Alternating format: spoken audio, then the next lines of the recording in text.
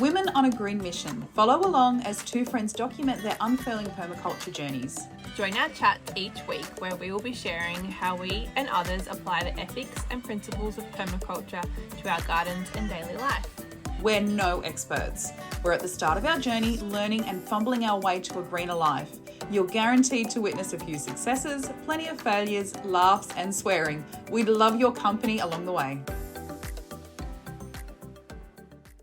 You're listening to the Practical Permaculture Podcast with Jo Flintham and Elise Gallagher. Hey Elise.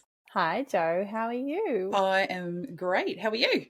I'm well, thank you. What have you been up to? Oh, a bit of this, bit of that. Spent a little bit of time digging into our, we call it a craft room. We don't really craft in there, but it's got, my seed saving, and it's got my sewing machine, and it's got a drafting table. It's got bits and pieces. Is it the junk room, Jo? It's the junk room, but I don't want to call it a junk room. I don't want to call it a junk room.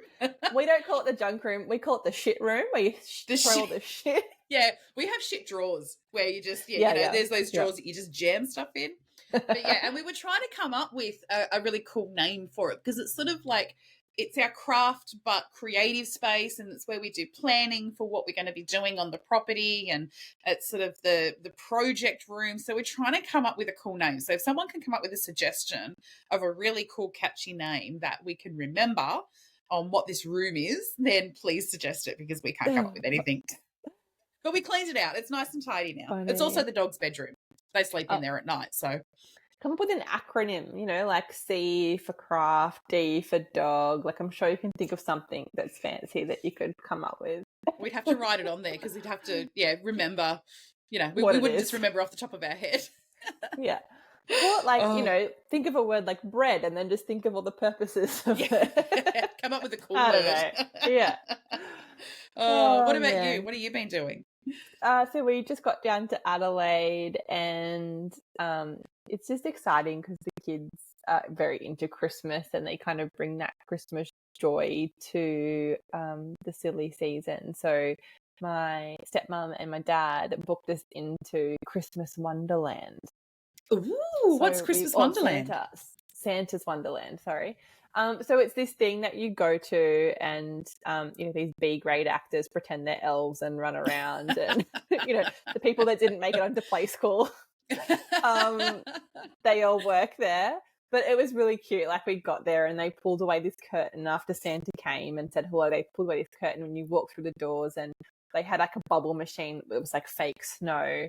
And it's kind of just like a big activity area for the kids. So there were some rides, and they went on like these little mini roller coasters. It's all kid friendly, dodgem cars. And then there was like activity stations. So, you made some reindeer food, and you wrote a letter to Santa, and you painted a bauble, and you kind of got a little passport, and you ticked off all the things on your passport as you went around this center. And I think it was 3 hours worth of being there. And it was cute. You got little milk, milk to take home, and you could buy food and drinks and things, like a fair, I guess, but all Christmas themed. And Addie was just like kids would have loved it. Oh, it was. I mean, they were totally overstimulated by the end of it. It was just so nice. Bouncing off the walls. There's there's music and carols, and there was jumping castles, but it was all just kid friendly. So it was all miniature everything. It was beautiful. And you could get, a photo with Santa and Mrs. Claus, and you could sit with Mrs. Claus and she'd read you a storybook, and it was really, really cute. I want to sit with really Mrs. Claus so she could read me a storybook. Yeah. And we went ice skating. Like, there was an ice skating ring in there. So we went ice skating, and kids could sit on these little things, and you'd push them around the back. So we were ice skating, and they sat there with skates as well, and they could practice. And so, it was a really, really cool day. Oh, that just sounds like an absolute ton of fun. Yeah, it was lovely. So very appreciative that our family took us and the kids, and it was very, very special. And just, the week before Christmas. So they're, in this hyped up Christmas in the Christmas mood. zone. In the Christmas it was zone. Funny. Oh. So, yeah. Well, who are we talking to this week, Elise? So this week we're talking to Kyle. Kyle, I know through my husband, Oscar. I actually went to school with him. And I didn't realize that he was into this kind of scene, and we connected somehow. I don't even remember how. And he's got a landscaping business. So he's based in an urban setting in Sydney, runs a permaculture-based landscaping business. And he's got a lot of really, really cool plans that he shares with us through the interview too, right? He's really into natural building methods, so he goes into that a little bit. Really interesting, especially in that urban setting, because I think permaculture often gets pigeoned, or people think about it as being pigeoned into mainly farm and gardening, and we know it's so much more than that. And I think it's really cool to see how it works in an urban setting. So it was great talking to him. Absolutely. Yeah, no, I think that everyone will enjoy it too. And it helps to, build that perspective that it is whole of house, whole of property, and not just, one particular element. So, we hope you enjoy. Enjoy. You're listening to the Practical Permaculture Podcast with Jo Flintham and Elise Gallagher. Hey, Jo. Hey, Elise. How you going? Good. And this week we've got Kyle joining us. Hi, Kyle. Hello. How are you? Hey, Jo and Elise. Thanks for having me. We're really excited. Good. Yourselves? Good. Really good. We're really excited to have you on today and, find out all about Kyle. And Jo asked me how to pronounce your business name. Is it Tierra? Yes, that's right. What is that? Tierra Projects. What does that mean? Tierra is Spanish for earth. Oh, lovely. So initially I had an interest in sort of permaculture sort of stuff and also earth building, and was trying and still am trying to find a way to bring those sort of two passions together into a business. So earth kind of summed it all up in one word, I guess. Yeah. Speaking of the earth, before we get too into recording, we might just acknowledge where we're all recording on. So where are you recording, Kyle? I'm coming to you from Gamaragal country, or Camaragal. Not sure which pronunciation's right, but and whereabouts is that? The north side of Sydney, so just north of Gadigal country. Beautiful. And that's where I live and do most of my work. And Jo, where are you? So I am a few lands over, and I'm on Wonnarua country in the Hunter Valley. And I'm down in Glenelg in South Australia at the moment, so I'm recording from Kaurna country. So, Kyle, tell us, how did you first come across permaculture? Yeah, so I sort of started my trajectory in a different way. I studied a bachelor degree in music, and that was up in Lismore on the North Coast, Northern Rivers. And I guess I was exposed to it just through living there, hanging out with lots of hippies. There's one housemate in particular that really inspired me. I think when we were living together, he'd just done his PDC at Janbung Gardens. Yeah, right. And I remember just sort of like scrolling through the Bill Mollison's Permaculture Designer's Manual and looking at the interesting pictures and whatnot. And he was, got me into making kombucha and all sorts of funky homemade beers he was making. And he had a little garden and so that kind of got me started. And, And then from there, you kind of just ditched music, or? A slow over time. So I moved to Sydney, which is where I am now, to pursue a music career. But sort of progressively got more interested in sustainable living, permaculture type stuff, and less interested in the music. Or just found myself not practicing and whatnot. And it's a very competitive industry to sort of stay afloat in, and not like my bread and butter was doing music tuition. Hats off to anyone that can make a career in that sort of industry, any creative industries. It's really hard. More and more involved in that scene, in the permaculture scene in Sydney? I was very interested. So I was studying stuff. And I guess I understood a lot of like concepts and principles, but I'm a very like tactile learner. So I had to sort of do things to understand them. So a lot of trial and error in rental properties.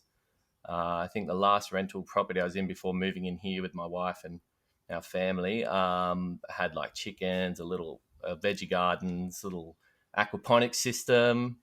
Cool. and then sort of just started working with more conventional builders and landscapers.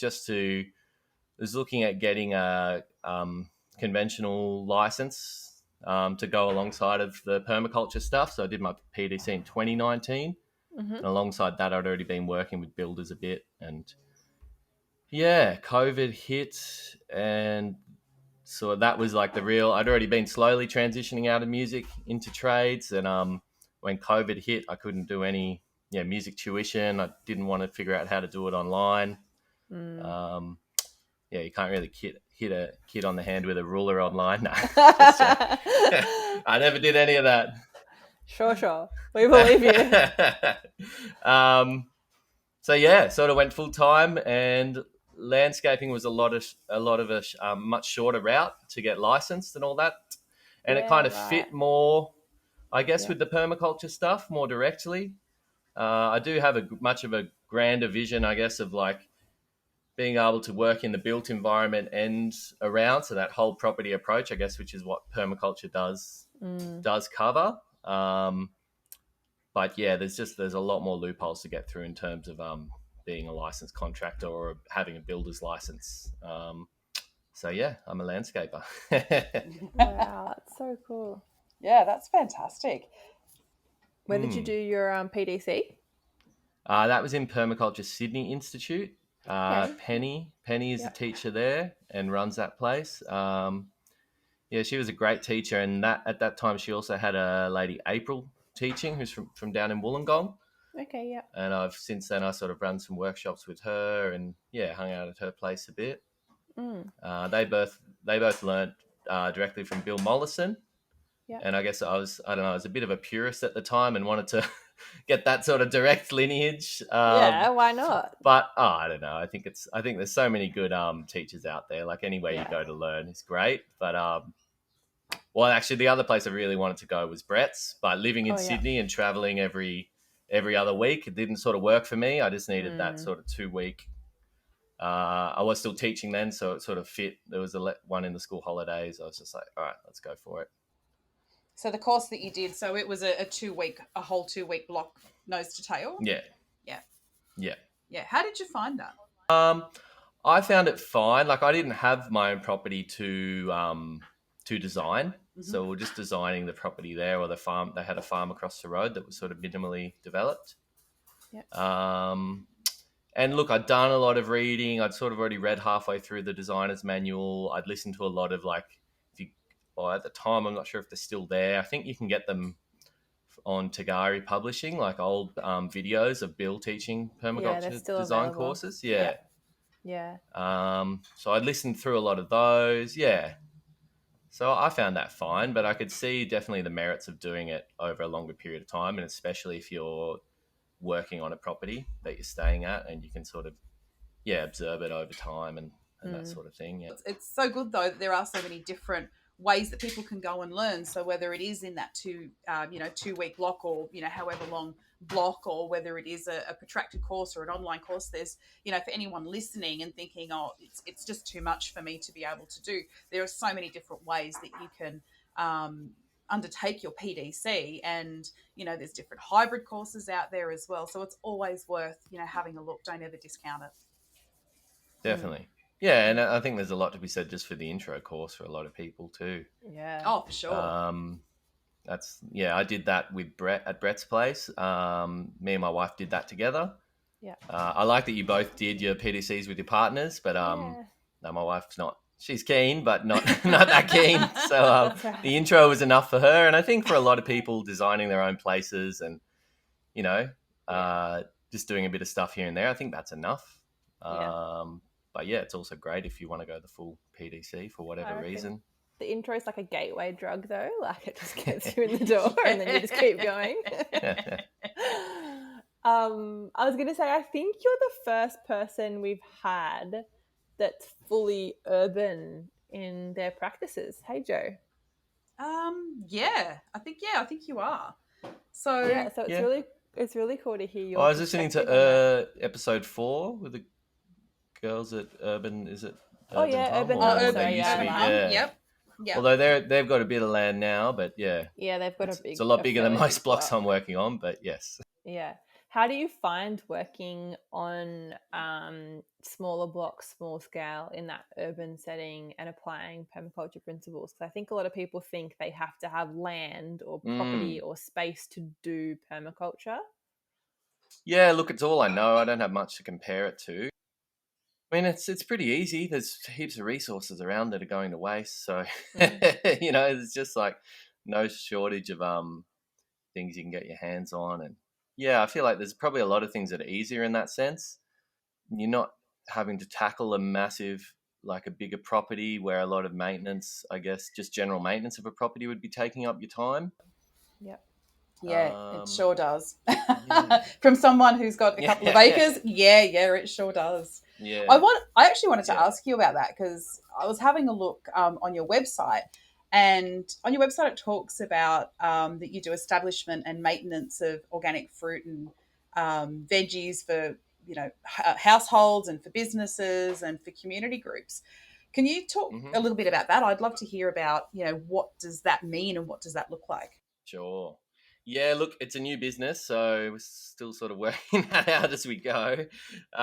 Most of the maintenance I do is for private properties, like so private clients, and that's more often than not when I've helped set up their system, and then I sort of come in from time to time. Either they have a more hands-off approach where I'm taking care of it, or it's hands-on and we sort of work together in the garden for a few hours. They just might need a hand with more physical tasks. I think that's ideal because they're still understanding how their own system works. Yeah.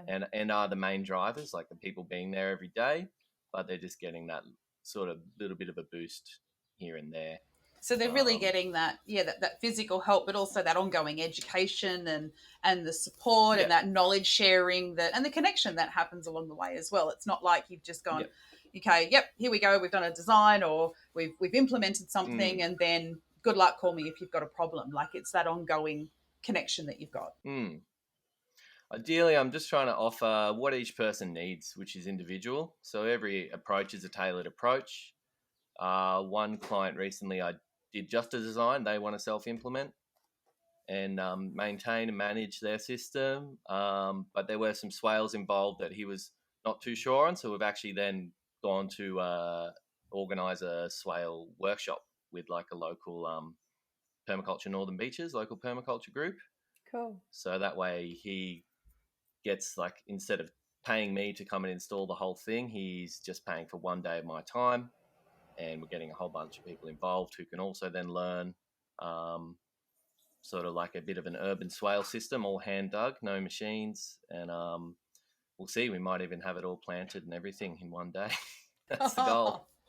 That is fantastic. That's so exciting though to have that. Yeah. The community connection there, which is it's just so important. I love it. Yeah, it's a very niche thing, but when you're in a big city, even if 0.1% of the population are into it, that's still a lot of people. So yeah. I was going to say, do you find being in a city that you rely on that people care and that social permaculture side of things more, or you can tap into that more, I guess? Yeah, I suppose so. I mean, we're in the city because we're close to my wife's family, so that's people care. They we wouldn't be able to be raising a young family without their support. So yeah, otherwise, I mean, I'm not, it's not that I don't love the place, but yeah, it's probably not my first place I'd choose to live, but it's where we are, and it's so important to have that help and support. So yeah, but I guess like a perma blitz, if you were in a more rural area, it would be a lot harder to organize because people are coming from a lot further away, or there's other barriers. We're in a bigger town. I haven't tried, so I don't know, but there's some great local permaculture groups around. And, but essentially what you're doing with the swales is like that, like getting a whole bunch of people together so that they can learn the techniques as well as help and kind of that social side of connection and getting people together and working together and those things. Yeah, absolutely. Absolutely. And I saw on your Instagram too that you're part of the Addy, is it the Addy project? Yeah, that was just a one-time job. Yeah, okay. But that was great. Yeah, so there's a big Addison Road community centre If anyone familiar with Sydney would probably know about it, over in Marrickville. There's some great community gardens there that I used to hang out in way back. And various things. There's like a big reverse garbage recycling centre. Yeah, it's cool there. Reverse garbage. Reverse garbage. Oh, have you never been there, Joe? I have not. Amazing. No. Oh, reverse garbage is like an institution. It's so cool. I have not been there. That needs to be on my list. Somewhere between like an op shop and a, I don't know, like a council reuse centre. Oh my God, that sounds like heaven. Go on their socials. Yeah, they have all these weird and wonderful things that people donate, like reams of paper and fabric, and then random statues that were used in things, and like bulk waste computer parts or keyboard little letters, like random just stuff. Random stuff. Artists really love artists love it because they can just get found materials and do things, but also garden things that you can find, and it's amazing. Yeah, and the Bower, I think the Bower is still there. They might have just relocated on the premises. I can't remember, but whether they're there or not, they're a really good place.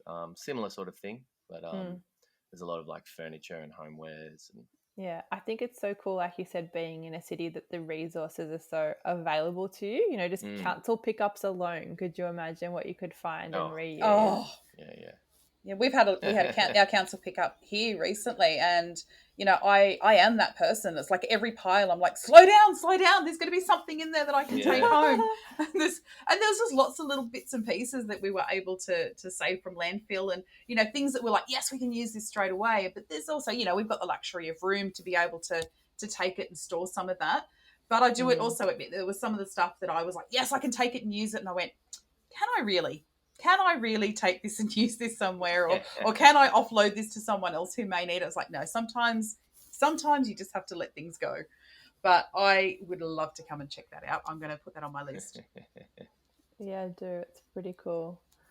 Have you found you've had any particular influences on your permaculture journey, like people that you've really connected with, or things that you've really found have kind of guided your path?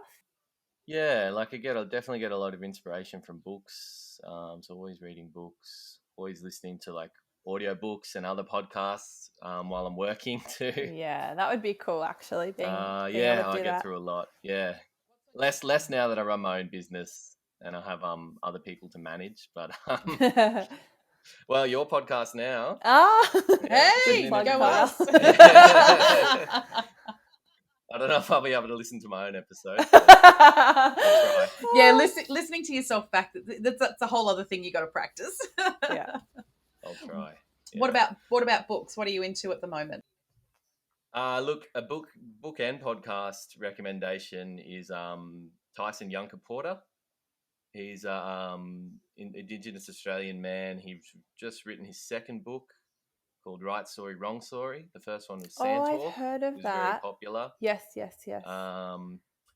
Really, really opens your eyes to, I guess, like that sort of pattern understanding, which I feel like is something that's a big part in permaculture, but really hard to get your head around and kind of misunderstood. And I've even heard Bill say, like, this is, I think it's in the start of the chapter, it says, like, this is the most important thing to understand, but the most hard to sort of to explain to someone, and the one he felt like he gave the least amount of justice to, or like the worst explanation out of the book.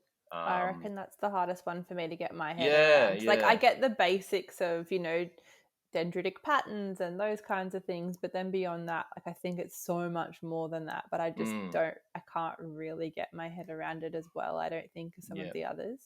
Yeah, so he has a great podcast called The Other Others, where he just interviews all sorts of different, interesting, random people. And a lot of those yarns are then used for, like, his book is built up of, you know, yarns and discussions with other people. Yeah. So it's interesting after listening to his first book, an audio book, not read, but then listening to his podcast and then checking out his new book, and a lot of those are like sort of referencing back to podcast episodes and whatnot. But cool. There's just this sort of whole, I guess, Indigenous worldview, systems thinking type stuff that really it just really gets you thinking differently. Very It can cool. be quite confronting because it's, a lot of it is looking at sort of our broken systems in the world and our sort of fleeting civilization that's, sort of teetering on the edge of collapse, it seems. But yeah, I think it's good. Humbling. I think it's good though that it challenges us and it is confronting, because if we're not confronted, then there is no catalyst for change. If we're comfortable and if things just cruise along and we read something and it doesn't have that emotional turmoil in us as we're reading it or we're listening to it or digesting it, then we're not going to change our patterns of behavior. We're not going to change anything. We'll just go along our merrily way and go, well, it's not my problem.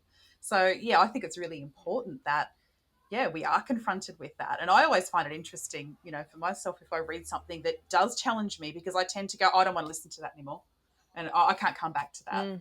And I find myself then going, oh no, I have to, because this is where it pushes me to be better and to do better and think differently about things. So yeah, I'm a big advocate for, get in there, get to the chunky bits. The sooner more of us can be confronted, about our current situation, the better. Yeah. And what are your future plans? You kind of touched on that a little bit with Tierra Projects doing. Yeah, look, just building things up slowly, bit by bit, as I sort of go and learn how to manage a business. But very keen to get more in that sort of whole systems, whole of house approach. So looking at teaming up this year with a builder that has a lot more experience in the natural building sphere and earth building type stuff, and seeing how we can collaborate together. So initially just sort of working on jobs together, but I would love to be involved in consulting or building of houses that are just more integrated, I guess, like that, a bit like that Earthship approach where, there's all the wastewater's being treated on site. And, look, I think there's a lot of scope for all of that to fit in at least larger suburban blocks, like your 1,000 square meter block, you could be doing at least some of that. I saw rammed earth photos on your Instagram. They're just so beautiful and tactile and gorgeous. They're just so good looking, but also all the other properties that come with them. Yeah, definitely. So for anyone who may not understand, I suppose, what earth building is or rammed earth, could you sort of give the, in a nutshell explanation of what earth building is? Yeah, definitely. I mean, there's so many different types, but essentially you're using generally local materials of things that come from the earth, so soils or mostly subsoils. So most of that and most of the techniques I'm talking about would revolve around using clay as your main binder, then mixed with different combinations of sand or local aggregates, straw, water to make it sort of tactile. And then that's set, whether that's set into a mold to make a mud brick, or rammed earth is just sort of compacted earth in a formwork, compacted into a formwork. There's various other techniques like wattle and daub, where like a timber frame was erected in like a lattice structure, and then sort of a clay straw mix was plastered on. So things like adobe bags as well. Yeah, like the what's that, Cal Earth Institute? I haven't worked with that so much, but yeah, that's something that would come under earth building, even straw bale building. There's so many. There's so many out there, isn't there? Yeah. But they're more or less using different variations of those same sort of basic materials. Do you find they're expensive or cheaper than a typical build to do like that? Well, look, the materials are dirt cheap, literally, but it's more, it's more labor intensive, and because they've been like pushed aside. I mean, it's the way we've built houses since we've started building houses, but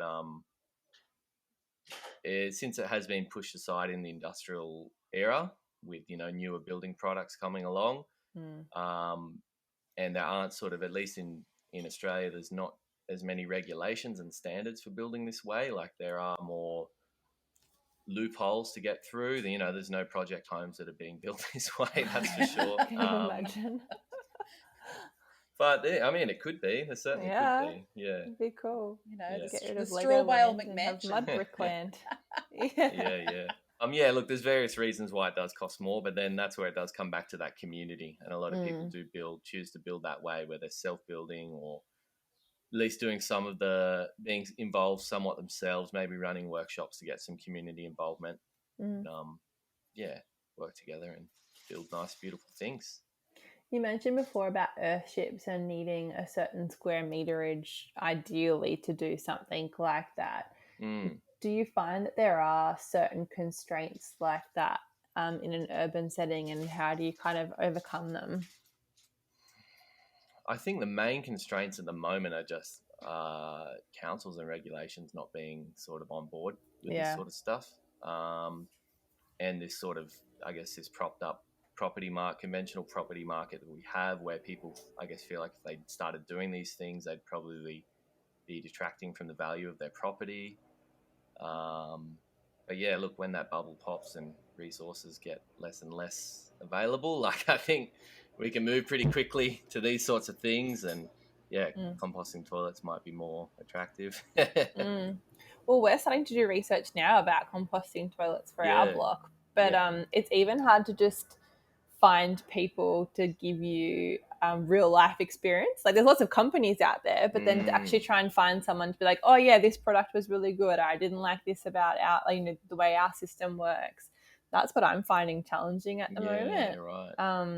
Just trying to actually get real world examples of how it works and what's better. And locally, I suppose, because I'm sure the companies would refer you to people that have installed their products. But... Yeah. And then also that aspect of going through council. It's like, well, do we just go with septic because I know that council will just tick a box and let me have it? Or is it something that I'm willing to kind of push for and potentially hold our build up for a little while to kind of tick those boxes? Or, or even if we can do a complying development, if we tick all these boxes, but if we don't, then have to go through a full DA and have to hassle with that process. So I think it's always that compromise too, and figuring out what's worth doing. And I mean, retro suburbia really opened my eyes to that, and how maybe just to do things even though they're not council approved, and just ask for forgiveness rather than consent. Seek permission. I love that.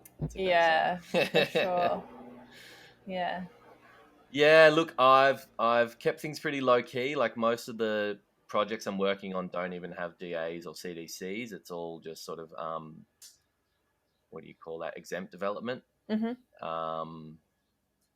So it keeps things a lot easier. We don't have to seek council approval to do what we're doing, but most of that's just simple, structures, retaining walls, and food forest systems, raised garden beds. So that's the sort of work I'm currently doing, but definitely keen to see how we can integrate more system, like whole house approaches. And look, I have a lot to learn about it still, I guess. Well, even like grey water systems, technically you're meant to have it all go through council. Like, you're not really meant to retrofit those without getting them ticked off. So it's just so crazy that something as simple as reusing your own water from your house has to be approved by council. So, but also so many councils are at capacity now, and they're not going to really. If you go and change a bit of your plumbing in your own backyard, I don't think anyone's going to notice. Well, it was like that when I bought it. What do you mean it's changed? No, I haven't dug those holes. No, that wasn't me.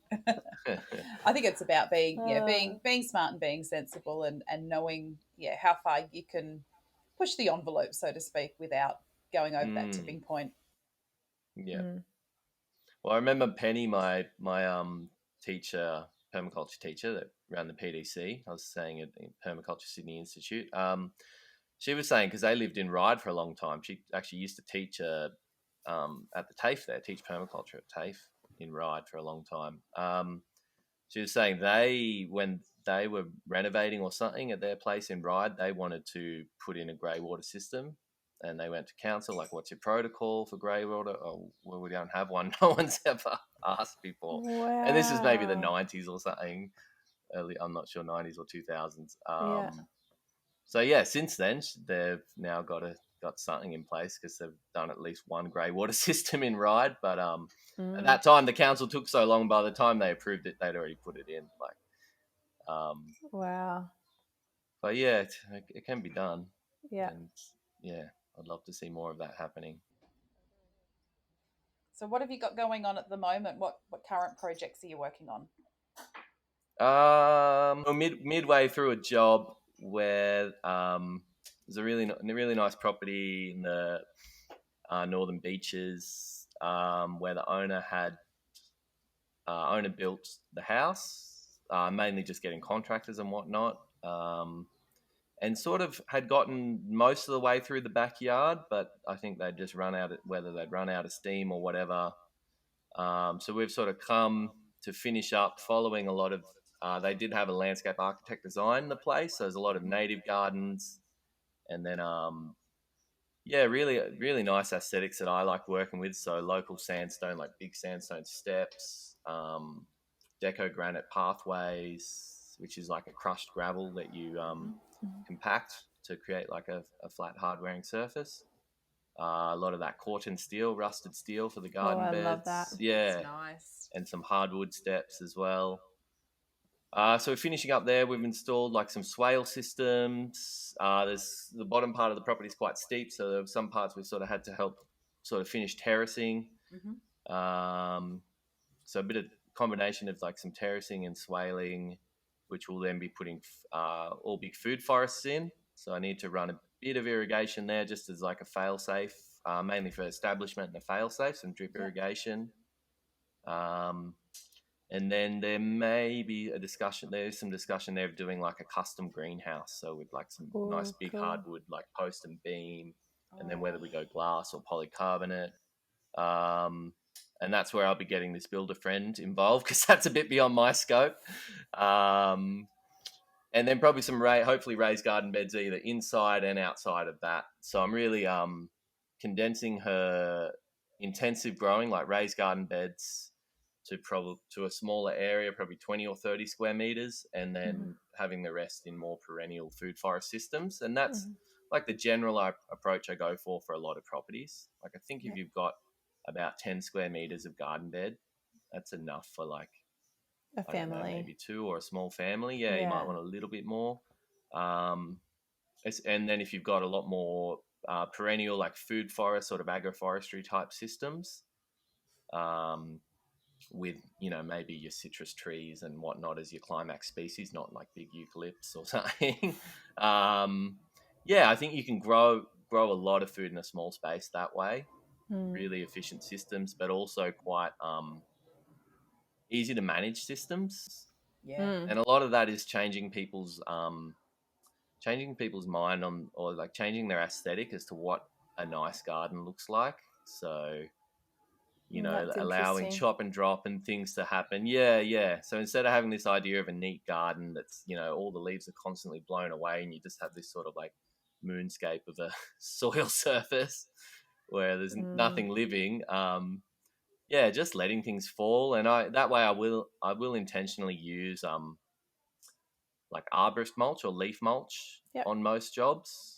So that's just stuff that arborists have put through their tree mulcher. It's a combination of like barky and wood chip, but also then all the leafy stuff, because that way as leaves and other things fall onto it, it doesn't look messy. If you've got just like one uniform mulch, I find it compacts easily, but then as soon as leaves and things inevitably start dropping, it just starts to look messy. So if you start with something that looks messy, it can't get any messier, I guess. It sets you up. Oh, look, I was thinking back to well before our permaculture days where we thought it would be a great idea to put white pebble all throughout our native gardens. So we spent a bomb on this pebble and we spent days moving the pebble because it had to be moved by hand.